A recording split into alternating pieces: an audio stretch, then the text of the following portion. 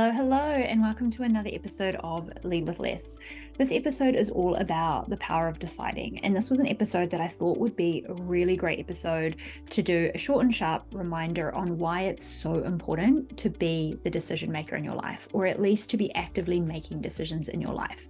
This is something that comes up a lot with my clients in the coaching programs that I work in, but also something that I've really had to cultivate within my own life when I've realized how much I was waiting for decisions to be made outside of myself and what it actually felt like and how much power I actually regained when I started to become the decision maker myself of the things that I wanted to do, how I wanted to live my life, and all of those things. And I really wanted to do this episode now because as you go into the new year, or even just any time that you might listen to this episode, I can guarantee you that there will be aspects of your life where you aren't actively making decisions and kind of just quote unquote going with the flow. Or there might be things that are coming up where you don't want to make the wrong decision, or you're struggling to make a decision, and that's kind of keeping you stuck in that decision paralysis. So I thought that this would be a really powerful and beneficial episode, no matter when you listen to it. But as we're at the beginning of the year when this gets released, this is going to be a powerful episode to kind of set you up for the year ahead. So why is it important to actively make decisions? And why is it important? What's the power behind making a decision? Well, every time you decide something, you focus the brain.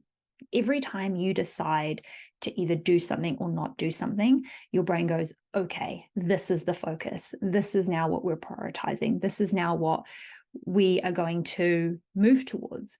And there's this part of your brain called the reticular activating system, the RAS, which when we tell it what's important, when we give it a focus point, it starts to highlight things in our environment and in our experience that aligns with that thought or that decision that we make.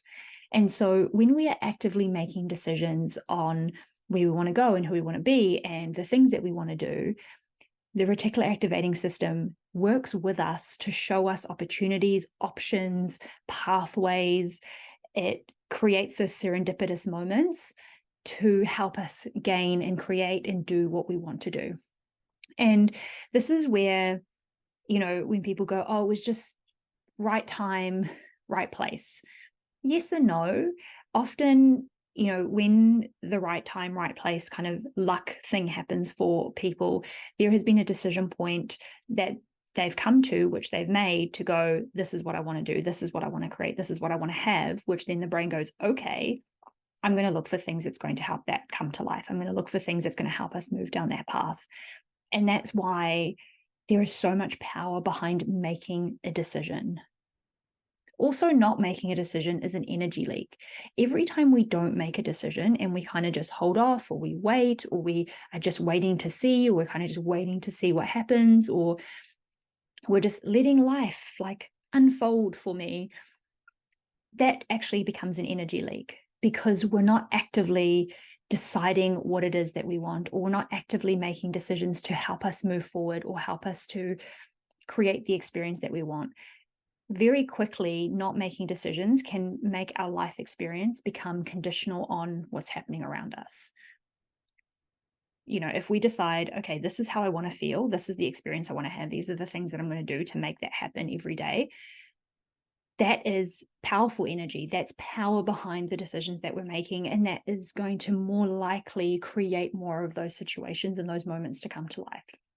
Versus, oh, if this happens, then I'll feel happy. Or if this happens, then I will be more content in my life, which becomes an energy leak because we then are at the mercy of whether that thing does or doesn't happen,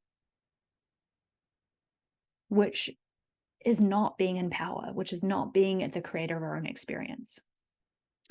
And something else that, is really, really key is the choices that we make us. And this was a quote that I came across from John Maxwell when I was doing some research on this topic. He sums up the importance of decision making by saying, life is a matter of choices, and every choice you make makes you.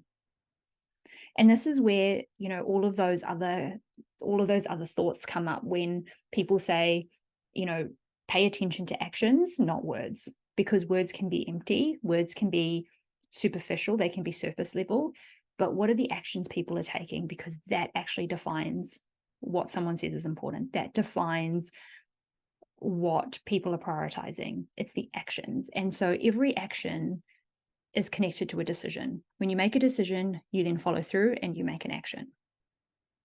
So this is why it's so, so key to be an active decision maker in your life, because making decisions becomes a definer of who you are in the life that you live. So the way that you make decisions needs to be what is supportive and empowering for you. So I wanted to share 4 things that I believe every person needs to actively be a decision maker on, that every person actively needs to decide on in order to create a fulfilling life, in order to build their confidence, in order to simplify how their life experience is. Because the simpler our life is, the less stressful, the less chaotic, and the less overwhelming it is. The simpler our life is, the easier decisions become, and the more confident we can start to feel in the decisions that we make. So, what are those 4 areas? First area is deciding who you want to be. In the first episode of this year around strategically planning for clarity, confidence, and energy, if you haven't listened to that episode, definitely jump into the show notes and go and have a listen to that. That episode is all about strategically planning how you want to show up in the world. And one of those things is deciding who you want to be. And this is such a key thing to be the decider of, because if you don't decide who you are and who you want to be, the world will decide that for you.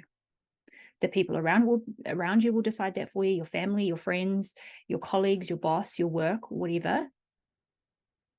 When we are not actively deciding who we want to be, life becomes that decision maker.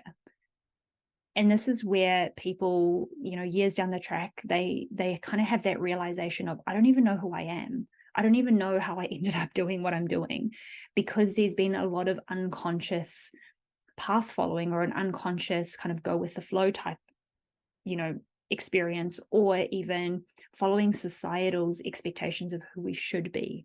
And that kind of leads us to that reckoning point of, who even am I? Whereas moment to moment, day to day, week to week, you get to decide who you want to be. And if you are not clear on who you want to be, the choices that you make become very unfocused, because deciding who you are, deciding who you want to be, helps to focus your decisions. Moment to moment, you can say, if I choose this, is this helping me to be who I want to be? If I take this action, is it helping me to be who I want to be? And that grounder, that honing that identity, that committing, that choice of identity is such a powerful anchor for how you then make decisions for yourself and for your life. So that's area number 1.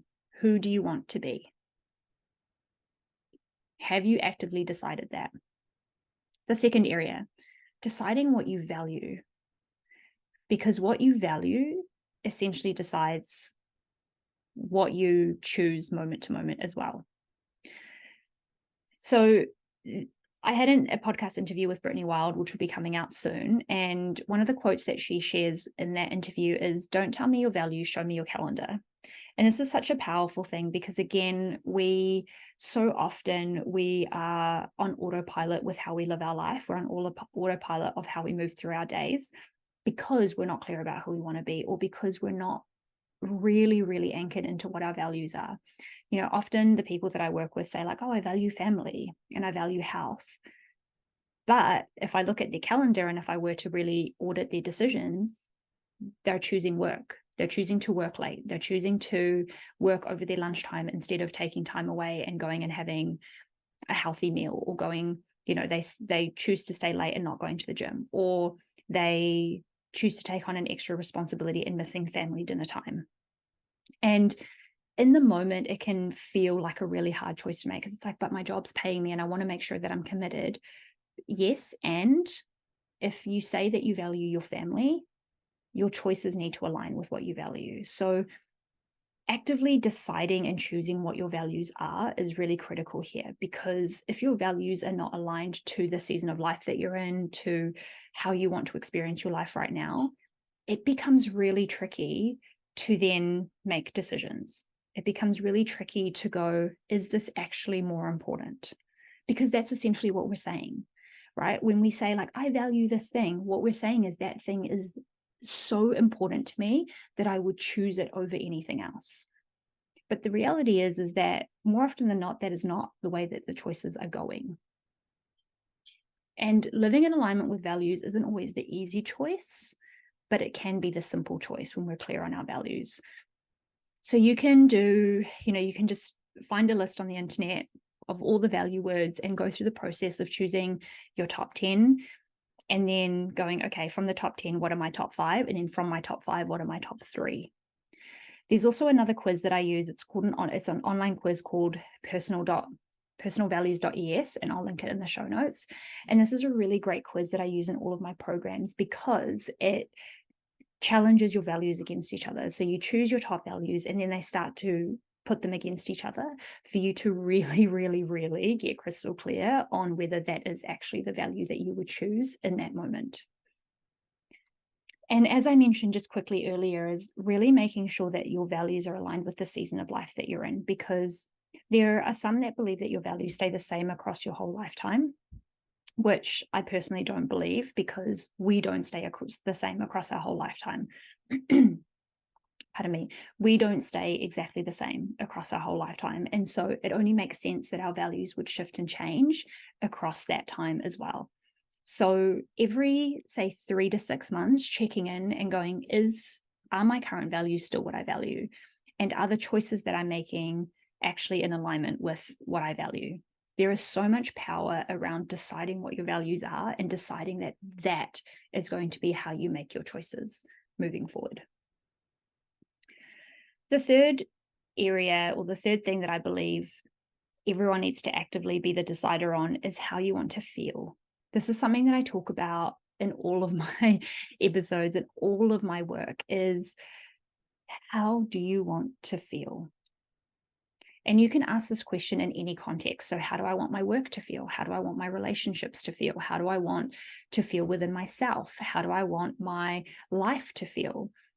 Because to experience something is to feel something. So often we're fixated on very specific outcomes or very specific results or goals, but very rarely are we actually attuned to what is it that we're wanting to feel by achieving that thing, by achieving that result. Because if we do get that result, what's the emotion that's going to come from that? And what we want to do is we want to make sure that what we're working towards is connected to the feeling that we want to experience. That's the really, really, really key part here. And when you know how you want to feel, you can also use that in a decision-making process. So, is me doing this thing going to help me feel this? Is me not doing this thing going to help me feel this? Right? So this is a great thing when we're wanting to say yes or no to something. Often it can feel really hard to say no, but if we're really clear about how we want to feel, it can become a lot easier to go, okay, but if I do this thing, it's not going to help me feel at ease or calm or connected or supported. So I'm going to say no to that. Again, when we are the deciders of how we want to feel, we get to more powerfully create our experience. We get to create experiences that are so much more aligned to the way that we want to live our life, the way that we want to experience our life, versus, again, being at the mercy of what's just going to happen or what is happening externally to us. And again, like you can control how you feel. Sometimes our feelings can just happen from a reaction, but you have the ability to go, okay, this is what I'm feeling. Okay, that makes sense, or that doesn't make sense. How do I want to feel moving forward? How do I want to feel now? We actively get to decide that. We get to decide how we think, how we feel, and how we act. We can't decide external events. We can't decide whether things happen or don't happen, but we can decide how we feel about them happening. And so becoming the decider of how you want to feel is such a powerful place to be in, and will help you to create a far more enjoyable and empowering experience for yourself. The last area that I believe that everybody needs to be the active decider in is deciding where you want to go. If you don't decide where you want to go, any road will take you there, like the saying says, right? There is so much power in knowing what your vision is, knowing what it is that you want to create for your life, knowing what it is you want to have in your career, knowing what it is you want to do in your work and in your career, or with your life, or with your family, or anything. Knowing where you want to go helps to actually create paths to help you get there. When we are unclear about where you want to go or what you want for your life, again, you become very susceptible to what's happening around you. You become very susceptible to what does or doesn't kind of show up in your life. Whereas when you actively decide, again, the reticular activating system in the brain goes, oh, we decided that this is what we want. This is what is important. This opportunity is going to help us get there. Oh, this person is in our life, oh, this person is actually someone really key to talk to. Because again, the brain goes, oh, I can make these connections now because I understand how to make those connections or why those connections might be important. Versus when I don't know that, the brain's just going to faff about and just do whatever it wants to do. Our brain is great, but we actually need to direct it and focus it. We need to be the ones in control of our brain, not our brain in control of us. And before, you kind of come at me to be like, yeah, but, it's also good to go with the flow. Yes. And the flow still needs to have direction, right? Like the flow of the river just goes with the flow. It doesn't try to resist the rocks. It doesn't try to change its path, but it has a path that it follows. It knows where it's going. And it's the same, to say, like, when you know what your vision is, you don't have to specifically specify how you're going to make that vision come to life. You don't have to say, okay, I'm going to make this decision here. I'm going to do this thing here. I'm going to do that thing there. You don't have to hyperfixate on the specifics of the how. But when the what is clear and the why, when the what and the why is clear around the vision and what we want to experience and what we want to have, going with the flow then becomes so much more powerful, because the flow will always be directed in the direction that we would like to go, which means that, again, what pops up in our life is aligned to the experience that we want to have. And again, if we have experiences that do pop up that kind of might be that shiny object, distraction of like, oh, but that could be really nice, or like, oh, but that could be really nice. But actually, when we look at our vision, be like, well, who do I want to be? How do I want to feel? And what do I value? Is this opportunity aligned with that? Is this opportunity aligned with all of those things that I actively decide on and that vision that I want for my life? No? Okay. That is a really great thing, but that's not the great thing for me right now. And this is something that's really key to be mindful of, because you want to focus your energy on what is going to be the best experience for you, about what's going to help you move towards the destination or the vision that you want to work towards. And not every opportunity is going to be equal. Not everything that comes up in your experience is going to be the thing that is best suited for you. But if you don't have any of that other clarity, it's going to be really hard to differentiate between what is the best choice right now and what's something that is still a great opportunity, but it's not the one for me right now. So where do you want to go? Whether that's in your life, whether that's in your partnerships, whether that's in your friendships, whether that's in your career, whether that's in your health journey, in any area, do you know where you want to go? Do you know what your vision is that you are working towards, to give yourself a sense of guidance, so that when you need to make decisions, you have a map in which to read and go, okay, yes, this is going to help me get close to that, or no, this isn't going to help me get close to that, but it's still something cool, or no, this isn't going to help me get close to that, that's a no. Again, these become really, really powerful guiders for how you make decisions. But ultimately, deciding every one of these things gives yourself so much power. So those are the 4 areas that I recommend every person be an active decider in. Who do you want to be? What do you value? How do you want to feel? And where do you want to go? So take some time and ask yourself those really honest and confronting questions, am I actively deciding every part of my experience that I'm having? And where am I letting the external dictate these decisions for me? All right. So I'm going to leave those there. Those are the 4 areas that I believe every person needs to be the active deciders on. And as always, in Lead with Less fashion, I'm going to share 3 mindset reminders to support you around decision making, because I know that it can be really uncomfortable. Number 1 is no decision is still a decision. So every time you don't make a decision about something, you're still making a decision to stay where you are. If you know that you need to make a decision to change careers or leave a relationship or do something different or, anything else, every time you decide not to make that decision, you're making a decision for the current state. You're making a decision to stay where you are and to keep experiencing what you're experiencing. So if you think that not making a decision is buying yourself time, yes, in some way, but actually it's just keeping you where you are. So is that where you want to be? The second mindset reminder is there is no right or wrong decision. I've said this so many times in all of my past episodes. There is no right or wrong decision, good or bad decision. There's just a decision and the outcome of that decision, which is information to help you make the next decision. That's it. Don't make it mean anything more than that. Just make it be a decision and the information you get from that decision. And then the last mindset reminder is that nothing is wasted. If you make a decision and it doesn't pan out the way that you thought it was going to, or it doesn't have the result you thought it was going to, it's not a waste. Again, it's still a decision. So often people don't want to make decisions or they don't want to change things because they think that what they've done up until that point becomes a waste, but it doesn't. It doesn't just evaporate into thin air. It carries on with you and it continues on with you. So remember that. All right. That's the power of deciding. Become the active decision maker in your life.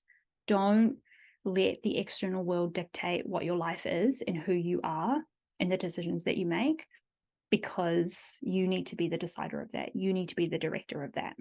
So let me know what you think about this episode. Let me know which area you're going to focus on first, which one you feel is going to have the most power for you. And yeah, let me know via email, LinkedIn, or Instagram. I'd really love to hear from you. And again, just keep listening, share this with someone who could really benefit from this episode. And if you haven't already, leave a review and a rating.